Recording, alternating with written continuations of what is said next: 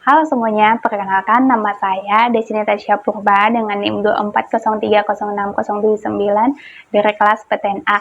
Di sini saya akan membahas tentang metabolisme lemak. Lemak merupakan suatu senyawa yang tidak dapat larut dalam air dan memiliki unsur yang tersusun atas unsur karbon, hidrogen, dan oksigen dan memiliki 2,5 lebih besar energi dibandingkan dengan karbohidrat dan protein, dan merupakan campuran trigliserida antara gliserol dan asam lemak.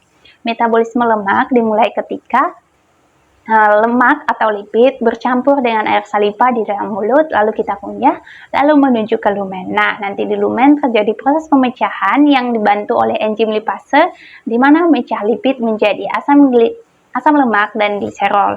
Nah, setelah dari lumen akan menuju ke duodenum. Di duodenum nanti terjadi proses penyerapan oleh dinding-dinding sel yang terdapat di dalam duodenum, lalu dibawa oleh darah menuju ke hati untuk disintesis dan menuju ke kantong empedu untuk diemosi. Nah, proses pensintesisan ini bertujuan untuk membentuk triasil gliserol dan kloroform. Dan kilomikron. Setelah itu kita masuk ke beta oksidasi, metabolisme lemak beta oksidasi. Nah, di beta oksidasi ini terjadi 4 proses. Yang pertama itu adalah dehidrogenase, kemudian hidratasi, dehidrogelisis, dan tiolisis. Nah, dehidrogenase itu adalah proses pemecahan fetil acid CoA diubah menjadi transenoil CoA menggunakan enzim esil CoA dehidrogenase, kemudian masuk ke hidratasi, di mana proses pemecahan transenoil CoA menjadi 3L hidroksiosil CoA menggunakan enzim enoil CoA hidratase. Kemudian dari proses dehidrolisis itu adalah proses pemecahan 3L hidroksiasil CoA menjadi beta ketosil CoA menggunakan enzim hidroksiasil CoA dehidrogelase. Setelah itu beta ketosil CoA akan diubah menjadi fetil acid CoA menggunakan enzim ketosil CoA tiolisis, atau ini disebut sebagai proses tiolisis. Selanjutnya adalah sintesis asam lemak. Sintesis asam lemak ini terjadi dalam mitokondria dan sitosol. Nah, nanti asam sitrat yang di mitokondria akan dipecah menjadi di mana asetil CoA yang terdapat di mitokondria akan diubah menjadi sitrat menggunakan enzim sitrat sintase. Kemudian ini sitrat yang terdapat di mitokondria akan dibawa keluar dan menuju sitosol menggunakan 2 energi atau 2 ATP, dan ketika kita sudah nanti makan karbohidrat, nah proses pemindahannya itu kan ketika glukagon dan insulin dalam tubuh kita naik, maka akan terjadi proses pemindahan sitrat dari mitokondria menuju ke sitosol. Nanti sitrat yang di sitosol akan diubah menjadi asetil CoA lagi menggunakan sitrat liase. Asetil CoA akan diubah lagi menjadi melanil CoA menggunakan asetil CoA karboksilase. Kemudian melanil CoA akan diubah menjadi fatty acid menggunakan enzim fatty acid sintase. Selanjutnya adalah sintesis triasil gliserol, triasil gliserol atau TAG, di mana glukosa dalam jaringan adiposa dan gliserol dalam hati akan diubah menjadi gliserol trifosfat oleh enzim gliserol trifosfat dehidrogenase.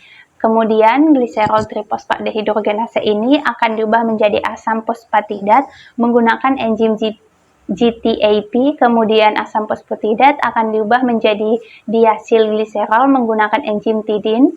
Kemudian diasil gliserol akan diubah menjadi triasil gliserol, dan triasil gliserol nanti akan menjadi FLDL atau very low density lipoprotein, dan sebagian akan disimpan sebagai cadangan di jaringan adiposa. Nah, selanjutnya adalah sintesis fosfolipid. Ini terjadi di retikulum endoplasma.